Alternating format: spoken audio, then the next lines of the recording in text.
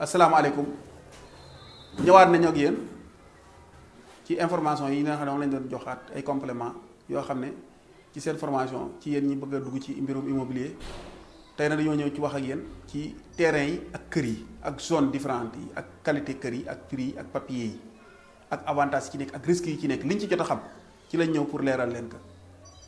si position tey boo amee xaalis di jënd kër nga bëgg a dem ko zone bu mel ni Almadies jàpp nañ ne mooy bokk na ci zone yi gën a cher nga dem Almadies ne da nga fay jënd kër su dee da nga jënd terrain foofu terrain bi ci zone yi dafa am ay zone ci biir Almadies yoo xam ne dañu gën a seerante li nga xam ne woon lañ si jàpp minimum 800 000 par mètre carré mun nga ko fa am maximum ba 1,2 million ça dépend ci zone bi biir Almadies soo dikkee fu mel ne ay côté Liberté si jëm Sacré-Cœur mun nga fa am 415 000 francs le mètre carré su fekkee da nga ñëw fu mel ni ay côté Pikine mun nga jënd terrain bëreetul foofu yoo xam ne disponible na pour jaaka mais mun nga fa jënd ci biir ville Pikine ay kër yu pare kër goo xam ne da nga koy jënd nga ñëw fekk kër gi pare nga ñëw jënd ko noonu la plupart mën nga jënd kër goo xam ne dañ ko liggéey ba pare nga xam ne nga ñëw rek àgg dugg bu dee Pikine bokk nañu zone yi nga xam ne am bëriwul ay risque mën nga ñëw jënd kër goo xam ne 40 millions ba 60 millions mën nga ñëw it encore fu mel ni Rufisque nag dafa nekk dëkkuwaay boo xam ne ancien dëkkuwaay dafa am ay zones yoo xam ne teeni la terrain non identifié pour ngeen mooy tëddi ko yéen ñiy jënd am na terrain yoo xam ne ay titre foncier individuel la am yoo xam ne ay titre foncier global la am yoo xam ne ay domaine national la am yoo xam ne ni ay titre foncier d'état la ay réserve yoo xam ne état moo ko moom mën nga ñëw tabax fa dëkk fa du ñu wax dara mais bis bu ko état soxlaa nga xam ne li nga moom li nga dëkk di ki la ko jaay moomu ko réserve état la lu la ñuy wax titre foncier d'état am titre foncier individuel yoo xam ne nit moo ko moom yooyu nag la plupart banque moo la koy jaay yi ci gën a bëri bu ko banque jaayee ni ko pare mu jël ka mu nekk ci turam mu jaayaat ka waaye banque moom bu la ko jaayee xamal ne titre foncier individuel la jaay parce que banque la plupart bi ñu investir ci bàyyi la ñuy dugal seen xaalis wala titre foncier individuel pour yéen ñi nga xam ne da ngeen di jënd li gën a wóor ci jënd kër mooy dem jënd garantie banque waaye tamit li gën a wóor ci tabax nga tabaxal sa bopp banque bu la jaayee kër titre foncier individuel leen wala bàyyi lay nekk parce que banque da jël xaalis bi def ci lu leerul fu mel ni Tëngéej soo ñëwee ci cité yi am na ay titre foncier individuel yoo xam ne mën nga ko jënd par exemple 6 millions ba 9 millions ba 10 millions amul fu mu taxaw bu dee titre foncier global yi mën nga ko jënd 7 millions ba 5 millions différence bi su dee ci bail bëri gu fi nag bëri gu fi am parce que gars yi la plupart depuis ñu commencé ne da ngay jël sa kayit dugal ko titre foncier nga fay timbre yi enregistrement dootu métier comme ni daan métier ku ci amati suuf léegi da nga dugal ko titre foncier mu nekk procédure bail bi génn après nga signé sa contrat de bail déposé waat titre foncier individuel léegi moo gën a bëri moo tax léegi bu ñu demee ba ci kanam jàpp nañ ne ci ay at yu néew kër yëpp titre foncier lay doon ñi nga xam ne ñor na leen dañ bëgg koo dugal te xam yoon wi kon ku benn son mel ni Tëngéej boo fi jënd am na ay risque bi ci am mooy am na suuf yoo xam ne nii dañ koy jaayaat ka pour ngeen éviter yooyu boo siy jënd na nga dem nga vérifier bu baax a baax a baax kayitu kër nag dafa am bail am titre foncier individuel am titre foncier global am titre foncier état ñetti kayitu kër yi mu am ak bail boo gis nag ci titre foncier lay mujj boo toppee procédure bi léegi nag su fekkee da ngay jënd kër su fekkee ne dafa nekk titre foncier individuel da ngay dem impôt domaine nga vérifier ko xool droit réel bi ba xam ci titre ko la nekk ndax amul benn charge nga door ko jënd su fekkee ni titre foncier global la acte de vente lañ la koy jaayee global lay nekk benn titre lay doon ñu dagg ko di ko jaayaat numéro par numéro su fekkee nag dafa nekk délibération nga xam ne ni acte administratif lay doon mairie kooku ci compétence su mairie lay nekk la plupart comme fu mel ni fi ñu wax Tëngéej Rufisque 2 ay notification lay nekk yoo xam ne boo koy jënd day am numéro am lépp bu la neexee mën nga ko ne procédure bi nga déposé ko mu am bail génn am titre foncier waaye risque bi ci nekk daal fu mel ni ay départ secteurs yoo xam ne nii ay secteurs ciblés la fu mel ni Tivaouane Pël fu mel ni Diamniadio fu mel ni aéroport Diass secteurs yooyu dafa nekk secteur yoo xam ne état bi dafay def ay activité te pareewul ku ciy jënd waxuma fa kenn jënd waaye ku ci jënd nga def attention bu baax parce que bu fekkee ne foo xam ne état da koo soxla état dafa am doole état lépp lu mu soxla bu ñëwee da ciy teg loxoom xool ni muy def ak yow nga nangu nga ñàkk a nangu état moom mooy priorité léegi nag zone yooyu mel ni zone Diamniadio dafa am foo xam ne dañ fa prévoir ay yoo xam ne état da ko fa prévoir aéroport Diass noonu Tivaouane Pël noonu ñu ngi koy liggéey pareeguñu ku si jënd daal na nga def attention baax ci li nga jënd wala nga def ko vérification bu efficace wala ngay dugal sa xaalis su dee zone Diamniadio la mën nga am terrain 3 millions ba 3 millions 500 fekk ne day nekk bail wala mu nekk titre foncier bu dee Sangalkam jàpp Bambilor Kër Njaayloo Njaxiraat route boobu dafa nekk route boo xam ne léegi dafa commencé cher titre foncier individuel fi nekk da dem ba 6 millions fi mu toll nii mais am na fa ay bail ak ay titre foncier yoo xam ne benn yi jar ay 4 millions ba 3 millions 500 waaye ku la fa jaay titre foncier di la ko jaay ay moins de 3 millions na nga tey ci ci njënd bi bu baax a baax a baax am na si ñoo xam ne dañu jël seen tool yi ñu fa amoon valoriser ko di ko jaay par mètre carré bi bu dee titre foncier individuel ñu ko jaay foofu 18000 ba 12000 francs ça dépend ci zone bi mu nekkee par mètre carré lañ koy jaay su fekkee ni da nga bëgg mètre carré bi 1 hectare bu nekk égal 10 000 mètres carrés te mais 18000 francs multiplié par 10 000 loolu lañ koy jaayee par hectare ñi nga xam ne dañoo jëm viabiliser ko dagg seeni terrain dugal ndox dugal courant def frais de bornage génn papier di ko jaay la plupart 4 millions 500 ba 6 millions lañ koy jaayee waaye aussi tamit da ngeen moytu yenn promoteurs yi da nga ñëw ñu ne la am naa terrain yoo xam ne nii maa ngi koy jaay 3 millions 500 titre foncier individuel la defaral la plan de masse bi génne la mbedd yi génne la caserne yi génne la marché yi génne la mosquée yi génne la terrain de football yi si plan de masse bi mais boo demee ci surface bi da ngay fekk ñu terrasse ko rek bàyyi noonu bordé wuñ ko lotissé wuñ ko dañ jël seen géomètre mu dafa leen plan xam nañ ne lii 50 hectares la war naa mën a génne 2000 mètres carrés 2000 parcelles ñu dem defar plan wu 2000 parcelles plan de masse dafa ko yomb na mais viabiliser 50 hectares dugal courant dugal ndox terrassé fay bornage fay frais yi nga war a fay état bi am autorisation de couper garab yi au niveau de eaux et forêts am autorisation SDE pour viabiliser ndox bi ak Senelec frais yi ñu cee fare day bëri léegi dañu dem def seen plan de masse rek ne la am na léegi nag bu ñu amee client ñu dugal ñu door a jël seen xaalis dugal procédure boobu nag mën naa gudd mën naa dem ba 5 ans 6 ans du pare te la plupart famille bu ñu amee problème ci biir affaire dem dossier tribunal dañ koy bloqué 20 ans mën nga ko doo jot sa kër ku si jënd kër daal am naa 2000 parcelles am naa 1000 parcelles plan baa ngi nii bu mu la doy demal nga xool frais de bornage ndax fay nañ ko demal nga xool ndax viabiliser nañ ko demal nga xool ndax génn nañ terrain par terrain waaye plan de masse kese bu si kenn jënd terrain aussi nañ la woon acte administratif wala mu woon la titre foncier individuel boo xam ne gis nga dem vérifier au niveau du cadastre si carte d'identité borom ki la koy jaay ba xam am na wala amul ñi ñuy nax nag dañu xam ni ñu jëndee kër dañuy ñëw rek ñu wan leen plan de masse ne leen numéro bi moo tum télé bi bii moo nekk ci marché bi jëndal nga xool ci plan bi jënd soo demee foofu doo fekk sax ñu lotissé ko loolu jar na def attention trop fu mel ni côté Mbour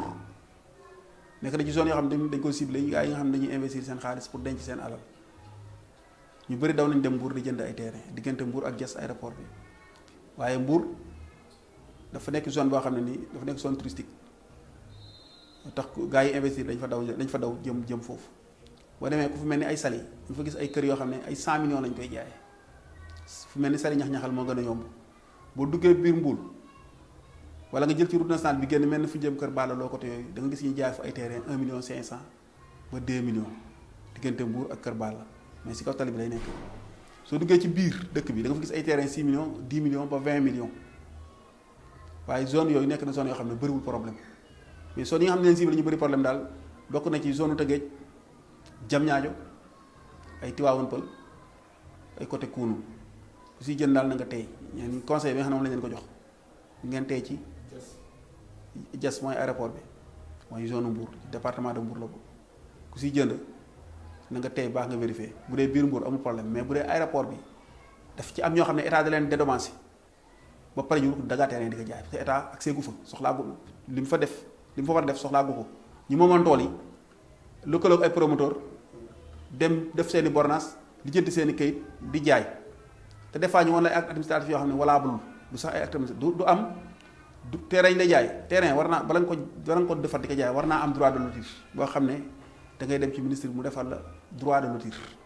loolu mooy premier pour nga wane ne fii am nga droit lotir ko pour def ko zone d'habitation UCAC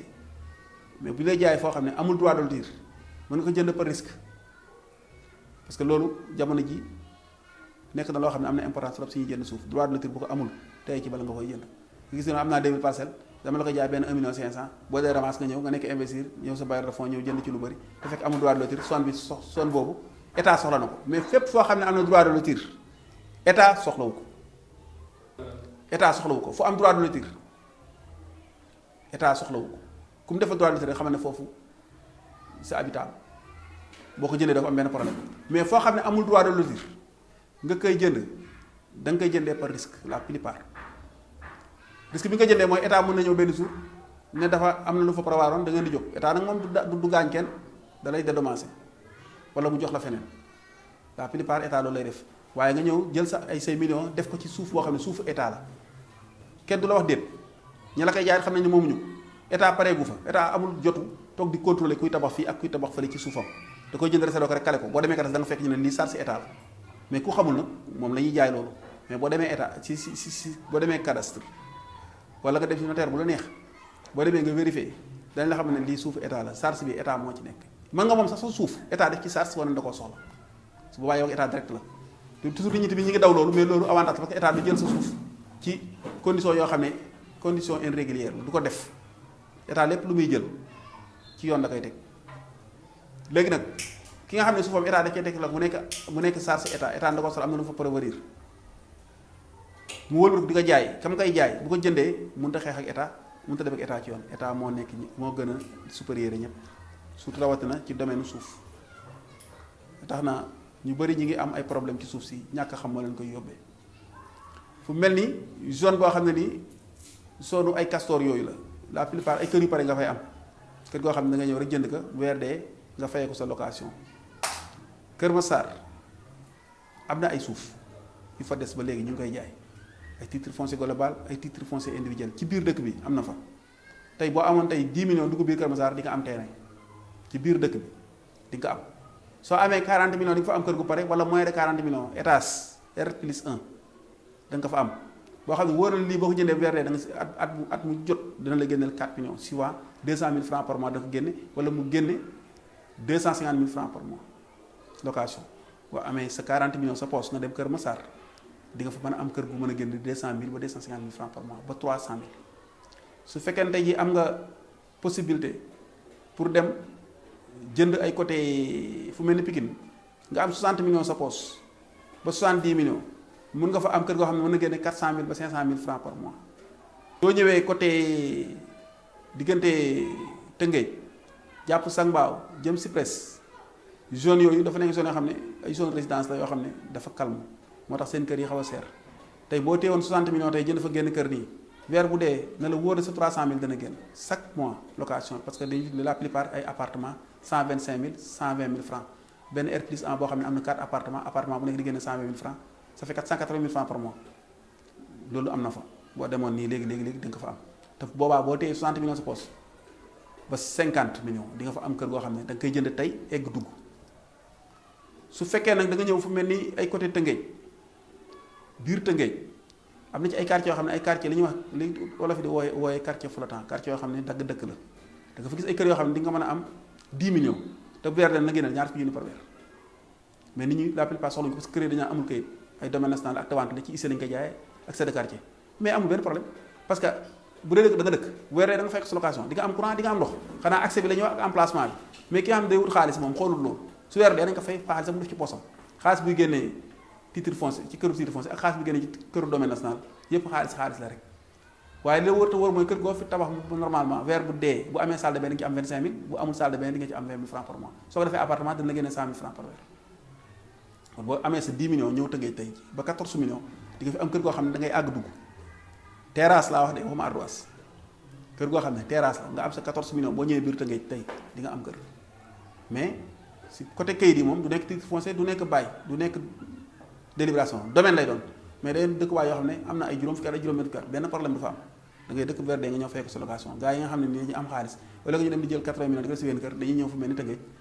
jël seen 80 millions jënd ci juróom benn kër ku nekk verde mu gën la 100 000 ba 125 000 parce que tey kër goo xam ne kër yi la plupart day rëy day am ay juróom benn néeg bu nekk nga bëgg a génne la 25 000 francs presque boo xoolee day jege 150 000 francs par mois léegi boo ko defee R+1 verde mu génne 300 000 te leer na kër gi li nga ci fare lépp boo ko xoolee du ma 30 millions loolu moo tax ñu bëri dañu ñëw ci zone Tëngéej yi di fi jënd ay terrain 2 millions 2 millions 500 tabax ka étage verde ñoo fekk seen location ñu bëri ñu ko jógee Dakar di ñëw ci ay département de Tëngéej lu mel noonu moo leen fi indi wala biir nga dem fu mel ni biir Diamniadio xam ne léegi ñii dañoo daw wutali foofu ndax zone industrielle bi fa nekk ndax domaine industriel bi ñu fay prépare ak administration bu bees bi ñu fay tabax nit ñi xam ne fii dana am avenir ñu dem foofu profité gaawantu jënd terrain yi si nit ñi investisseurs yi nga xam ne dañuy jënd am seen xaalis rek ñëw jënd benn tool viabiliser ko defal ko gaaw dagg ko di jàpp ay terrain 3 millions 100 3 millions 500 def ci seen poste jàllaat fi ne noonu la ñuy def léegi nag ñu noonu dañ leen di tënkal ci mbirum jënd képp koo xam ne am nga 40 millions bëgg a jënd kër bëggoo pour tabax da nga bëgg jënd kër gu pare mën ngaa am kër guy génne 200 000 francs par mois soo amee 60 millions mën ngaa jënd kër guy génne 300 000 francs par mois ba 400 000 jamono yi ñu toll nii mbirum kër day yëkk wàcc day am jamono yoo xam ne day cher loolu am jamono yoo xam ne day xaw a jafe day xaw a yomb yomb bi mooy dañu gis ku jënd liquidité moo dul am kër yi du seer yenn seeraay yi moo tax loolu dañ leen woon dañ leen ko baaxee rek ci yéen ñi nga xam ne ni jënd moo leen tax a jóg kër gu pare wala nga bëgg a jënd terrain te xamoo yoon wi ngay def lépp loo xam ne nii tamit bëgg ngeen ci def critère si YouTube bi mën ngeen ko def yónnee ñi seeni question wala seen critères yi ngeen ciy def ñun danañ ko noté beneen vidéo bii di ñëw danañ leen ci gën a leer laatal yeneen leeral yooyu dañ koy def rek pour bu ko baaxee ñi nga xam ne dañoo bëgg a jóg dugg ci immobilier te xamuñ ci lu bëri numéro téléphone ba numéro ma joxe ko. non. waaw mën nga ko jox su fekkee bu ngeen a jokkoo ak ñun. Rebranding Sénégal. Rebranding Sénégal wala. rebrandingdusénégal.com www.rebrandingdusénégal.com wala nga dem YouTube tàppee ko soo fekkee am na ci loo xam ne du suñu domaine parce que immobilier dafa yaatu li nga xam ne moom lañ ci xam daal mu nekk suñu liggéey def ci expérience professionnelle plus de 10 ans di ci liggéey amu ci benn problème ku ñëw ñu conseil la ku ñëw ñu tabaxal la ku bëgg a ñëw ñu liggéeyal danañ la wax li nga xam ne moom lañ ci xam foofu nag la ñuy mën a yem ci côté boobu ñaari numéro téléphone yooyu wala site bi ngeen tàppee ko ci YouTube bi wala si internet bi fu ngeen ci dem da ngeen ko gis